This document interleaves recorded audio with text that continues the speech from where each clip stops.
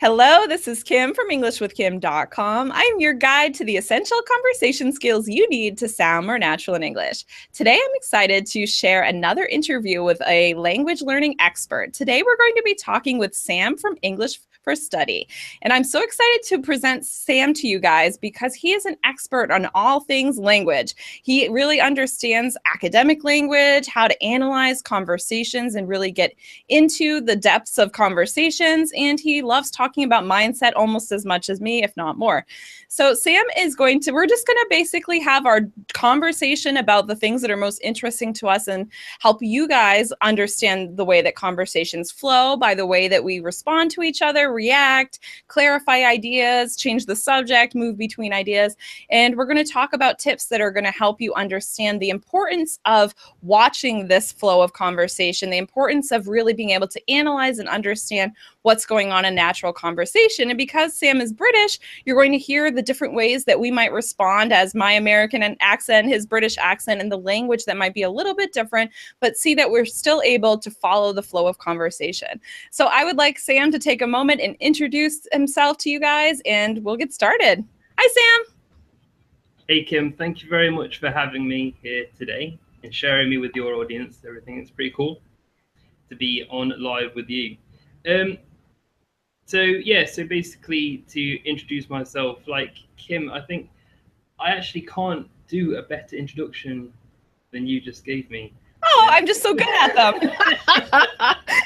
I think that was just a really kind of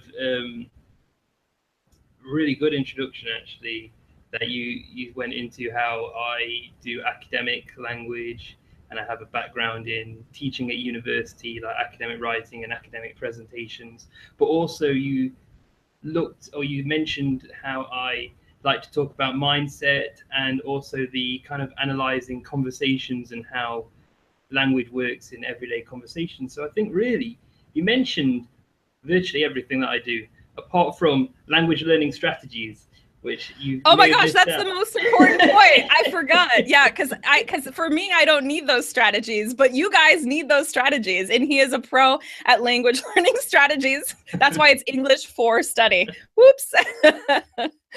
Okay, so let's get started talking about the importance of analyzing conversations. And by analyzing, we don't mean just analyzing in order to say, oh, this is the particular phrasal verb that someone uses, or this is the way that you use this verb tense, right? We're talking about analyzing the way that the language kind of works together in order to make a more effective conversation, or to have a more effective introduction to your presentation or to some sort of business meeting. And so I think that's something that so many learners forget to kind of connect the dots between that. And that's why I know you and I have a lot of conversations about this off the video, offline, but I think it's really important to talk about it with learners about how you guys can use this. You have to learn the language, but it's the implementation. It's the absorbing that language into your kind of consciousness, your ability to use it and then produce it,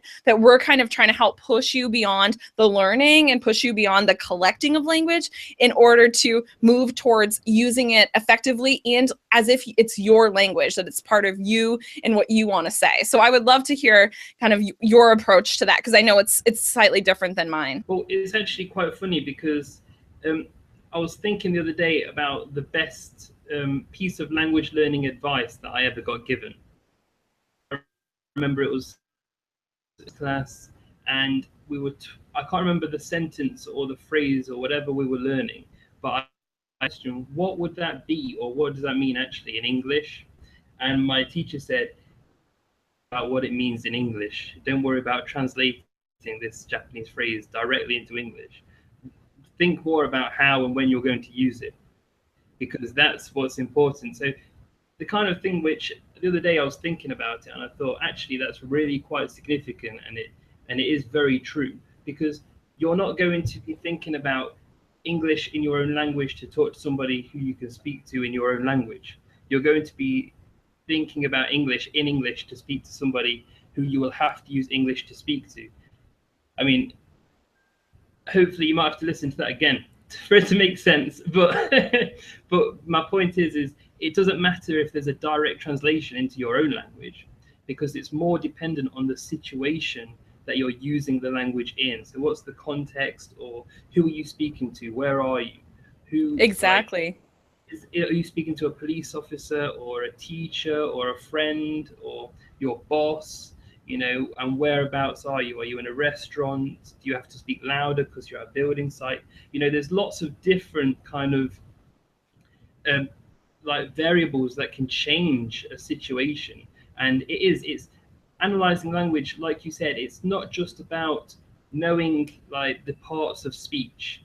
It's not about knowing, oh, after this verb we need to use an adverb, or we need to have a subject at the start of a sentence. It's not all about that. It's about kind of knowing what to say in which situation.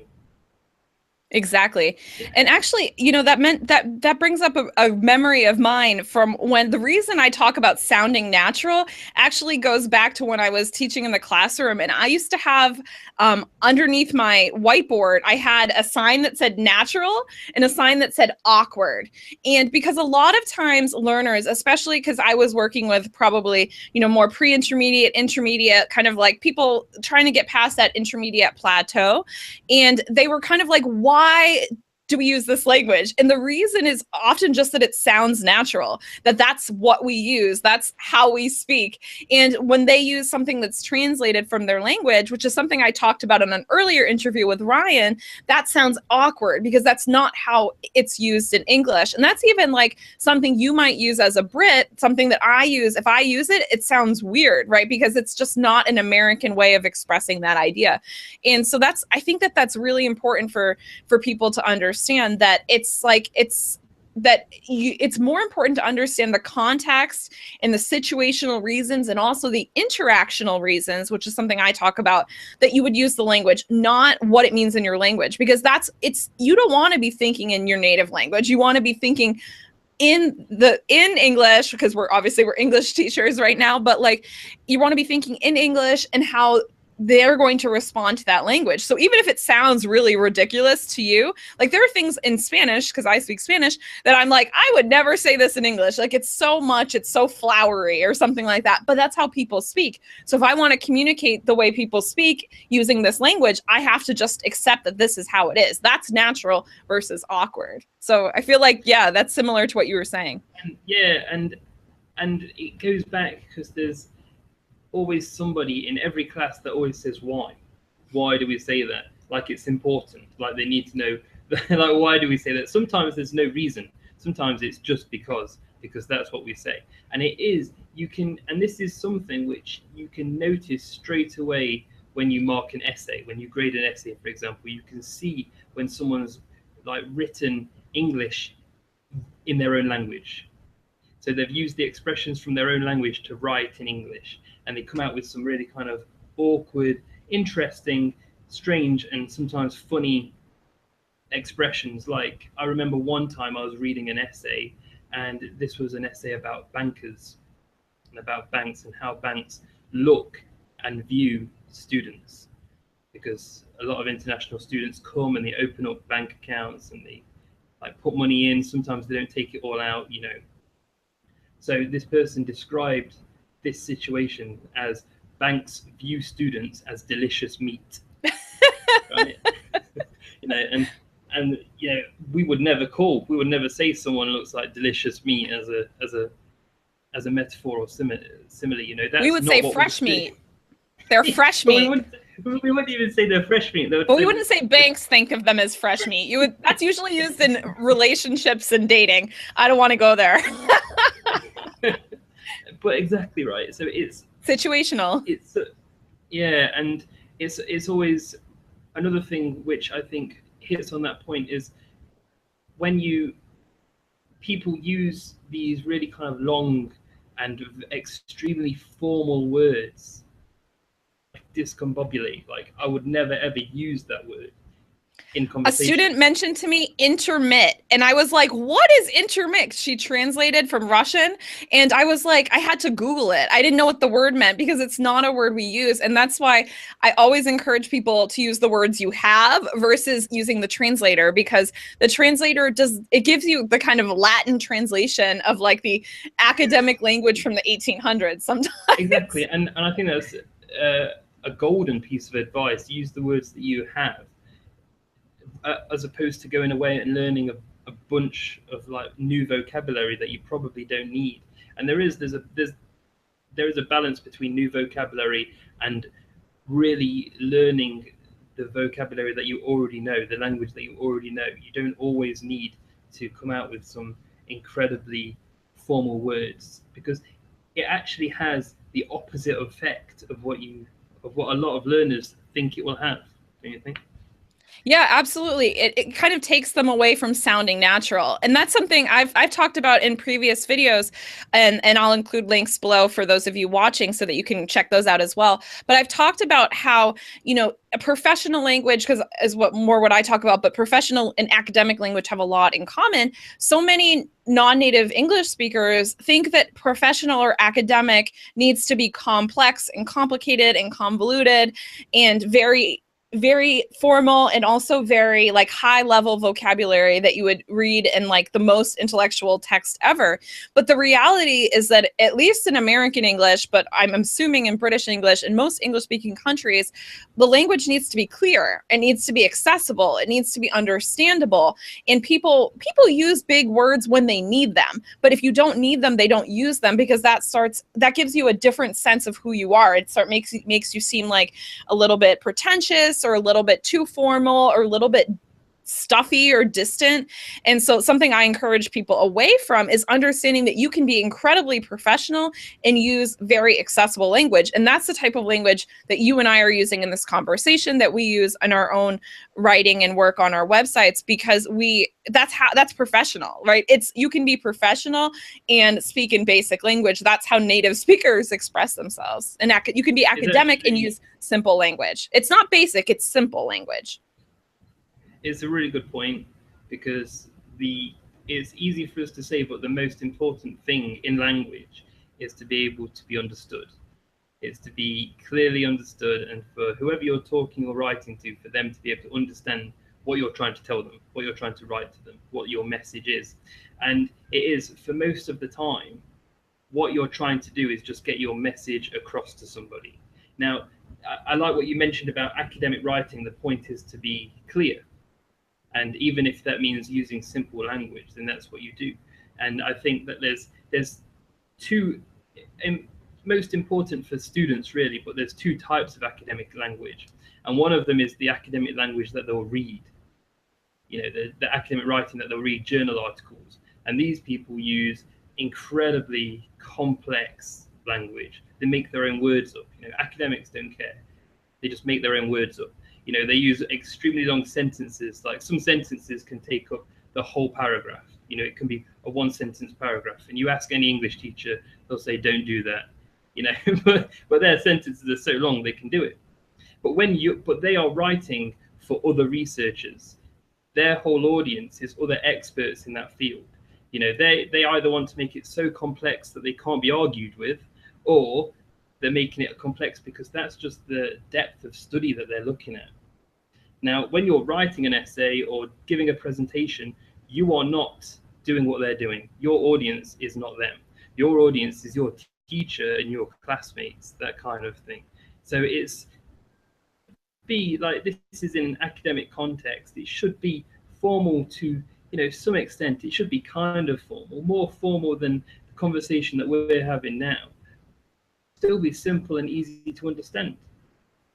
Most of the time, like you said, in business, in like giving a presentation, in conversation like we're having, purpose and point of the whole thing is to be easy to understand. Like simpler vocabulary, sentence structures, that's it. It's just the whole need. And I think what it comes down to is when you hit a certain level, when you are past that intermediate stage, when you start going into more advanced English, and you are like over control over your own language. You're finding that English classes around you, they're too basic for you. They're not satisfying the language that you need. You can watch some English TV or some English like YouTube, and you can listen to some English audio, and you can understand some of it. You know, you're getting to the point where you're quite good at English. You're pretty good at English, and you look back and you think, I learned 3 years ago is too simple now. It's too easy. That's not what I want to use. It's not what I should use. Reality, that's probably some of the English that you're going to be using. Yeah, exactly. It's like once you get past the point where you're trying to just understand and be able to communicate basic ideas, you start realizing that there's like somewhere else for you to go, right? That there's like you start to realize that you want to push beyond those boundaries. And that's where I guess a lot of what we're talking about is, it's the mindset, but it's also being able to identify for yourself like the direction that your language learning needs to go in, and be able to find your own path, which is something I actually talked about with Sabrina from Calm English as well. Is you have to figure out where can you push your boundaries, and not like, oh, what language is going to get me there. You actually have to decide within yourself what the language is that is necessary for whether you're in an academic setting or professional setting, or just trying to have a conversation like the one we're having. And that will move you towards that right type of language, those right type of situations, those right type of interactions. Because I think we started out earlier, you were talking about how important context is, like understanding where to use the language, but it's also understanding why you need that language. And that's, I think a lot of learners get kind of stuck because they're not considering the need for the language. They're thinking that the language is going to be the solution to their problems rather than identifying their problems and looking for the solution. Does that make sense? That makes a lot of sense. And it is, and I like how you brought Sabrina in there, because she has a very similar kind of idea that we do about the kind of, it's not one size fits all with language. You know, it would take you a long time to master English in all sorts of situations and contexts. And it's one thing that I always say is, academic English is no one's first language. You know, no English speaker goes to university and can write an essay. You know, that's not how language works. So it will take you, if you try to learn everything, you're never going to master anything. You're never going to be really good at using English. So it's thinking about your path, or where you're going to use English, the situations that you're going to find yourself in, and then learning to fit those situations. Yeah. It's like predicting yourself. Where do you use your language now? Say you speak Spanish. Where do you use Spanish now? What do you talk about in Spanish? Will you have those same conversations in English? If you will, think about how what English you will need to have those conversations. Exactly. And so this is a good way to kind of wrap up our conversation, is talking about the way that you can bring your own needs into your mindset and kind of look for your own kind of inspiration in order to learn and move forward. Because I know you focus a lot about kind of embracing your own journey. And, you mentioned something just now. I was thinking when I first was learning, or I was becoming fluent when speaking Spanish, I actually had a really strong academic vocabulary from studying in the university setting. And it was, what I was missing was the interactional language. And that's actually why I teach that so much, at English with Kim, is because it's so important to understand like how to have a relationship with other people, how to interact, how to, things that I really liked learning how to do, was putting cell phone credit on my cell phone. Like, how do people ask for that? Like, how do people, go to the supermarket? And it sounds really basic for someone who spoke academic English, could write incredibly, or academic Spanish, because I'm talking about myself, but like I was able to do that, but I wasn't able to have these everyday conversations. I had trouble ordering the first time I went to a restaurant. Obviously, you pick that up when you're living abroad, but if you're not living abroad, or even if you are and you want to focus your attention, well, I guess what I'd like us to talk about is that find your focus, because I have a video that I did a couple months ago where I talk about this. So it's so important to like identify a focus for a shorter period of time and then really put all of your energy into that. And I know you're really good at learning strategies and also mindset. So I would love if you can leave my my learners with a tip that will help them kind of focus their energy on something related to conversations that they need. If you have anything that you can come up Well, with. I think that kind of relates to the article that I published the other day. Oh, we'll And share the link to that for sure. and inside that, I kind of look at two things which kind of really stop people from it. It's how I kind of looked at how the memory works and why people can't seem to remember words. So when they're having conversations or whatever, or writing or something, they just it always, or not always, but it usually like boils down to something where they can't seem to remember or use the language that they believe they've learned, you know. And so two of the things that I actually look at in the article is, one is, what should you study, like what kind of language should you learn, and that kind of focuses on considering when, where, and who you're going to like use the language with. What's the kind of purpose behind the reason you're learning English? What's your why?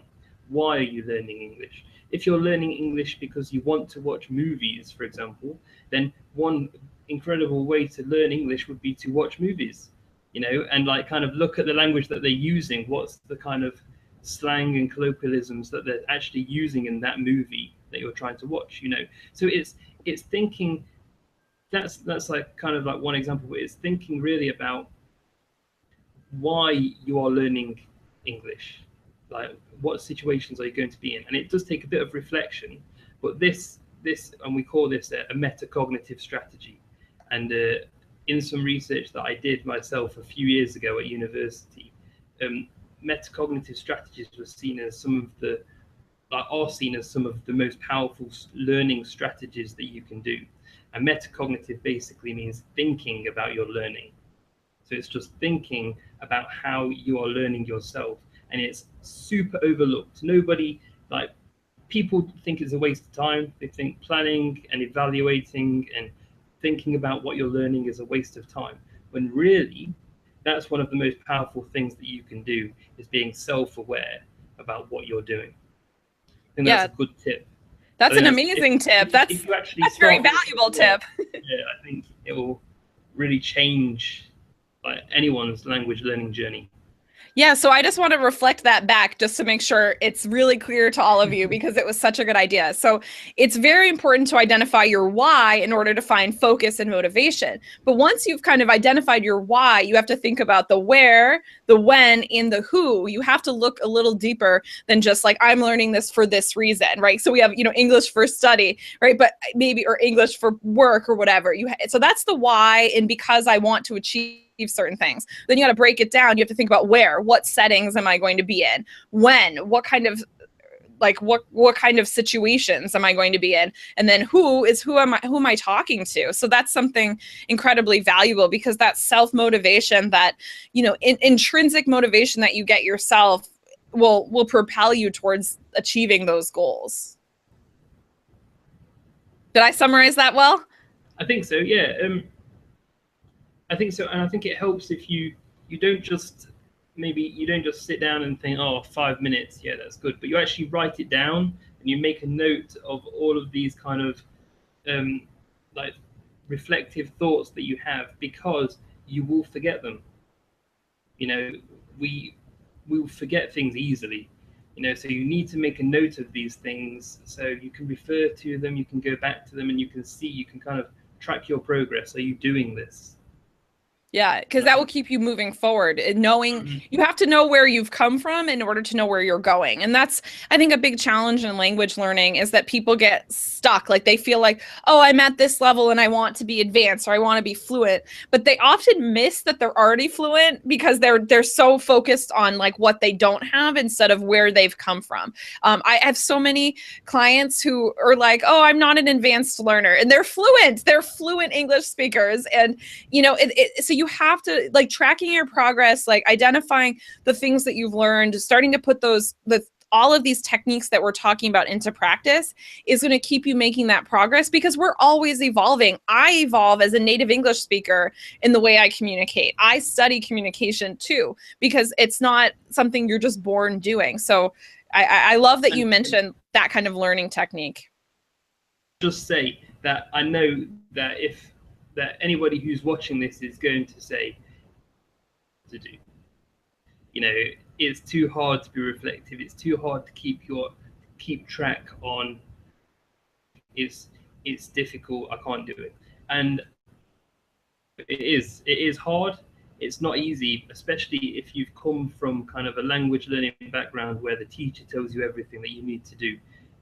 The teacher tells you what your objectives are for the lesson, what language you're studying today. Teacher tells you when to speak and what vocabulary you're learning. You know, it's hard when you come from that kind of spoon feeding to actually take control and actually down and evaluate what you're doing. But it does get much easier, as you know, like we are testament to that. Exactly. As people who don't go to class but still learn languages. It's not just because we're teachers that we're able to do that, but it's because we understand the kind of processes that you need to go through, and then it's not just it's an easy ride. Yeah, you have to keep going deeper and deeper, and then you become better and better. And you might even enjoy it. Yeah, well, that's the thing. It is enjoyable when it's something that you're motivated for your own reasons and for your own progress. Yeah. Yeah. Okay, Sam, tell everybody where they can find you and where they can, if you have anything special that they can check out on your website.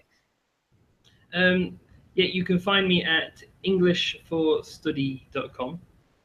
It's englishforstudy.com, and on there, big green button for you to click.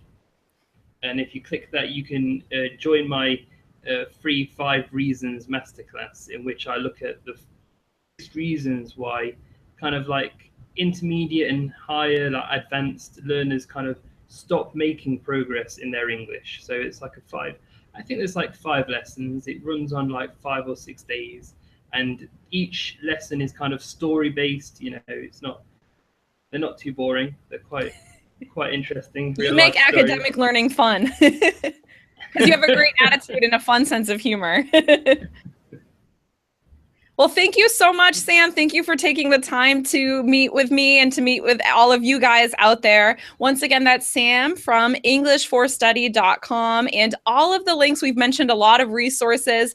All of the links will be below this video, either on YouTube or on my website, so that you could check them out and explore all the different things we've talked about.